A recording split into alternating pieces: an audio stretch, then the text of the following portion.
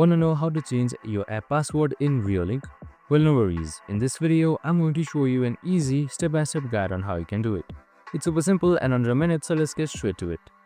Now, first things first, simply open up your Reolink application, and once you're there, on the bottom right side, you should be seeing this Me icon right here. Now, once I selected this Me icon, here you can just simply hit towards settings. That should be right below user feedback.